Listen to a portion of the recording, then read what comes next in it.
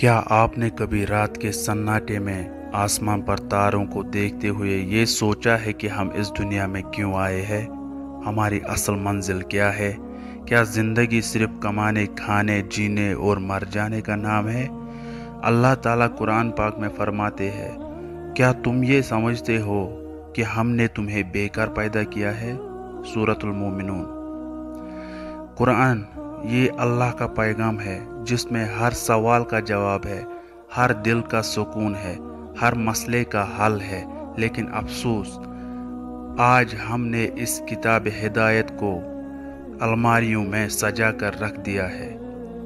नबी करीम सल्लल्लाहु अलैहि वसल्लम ने फरमाया, मुझे अच्छे इखलाक को मुकम्मल करने के लिए भेजा गया है।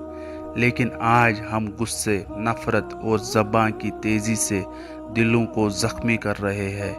हम नमाज पढ़ते हैं, रोज़ा रखते हैं, लेकिन हमारे इखलाक कहाँ है? नमाज सिर्फ़ एक फ़र्ज़ नहीं बल्कि रब से मुलाकात है।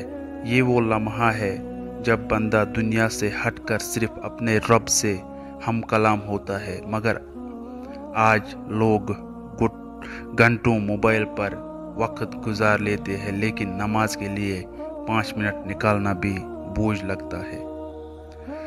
ये ज़िंदगी एक आजमाइश है, ये दुनिया मुसाफिर खाना है। जो अमल हम यहाँ करेंगे वही कब्र में साथ जाएंगे। नबी करीम सल्लल्लाहु अलैहि वसल्लम ने फरमाया, अक्लमंद वो है जो अपने नफ्स का मुहासबा करे और मौत के बाद के लिए अमल करे।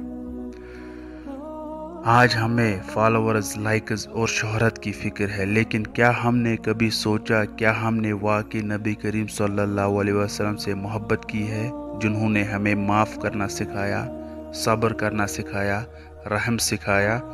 आप सल्लल्लाहु अलैहि वसल्लम पर कोड़ा फेंका गया, मगर आपने बद्दुआ नहीं दी, बल्कि बीमार होने पर उनकी अयादत फरमाई। आइए कुरान से जुड़े, सुन्नत पर चले, इखलाक को संवारे और इस ज़िंदगी को उस ज़िंदगी के लिए बेहतर बनाए। जो वक्त गुजर गया उसे माफ़ कर दो, जो वक्त बाकी है उसे कीमती बना लो।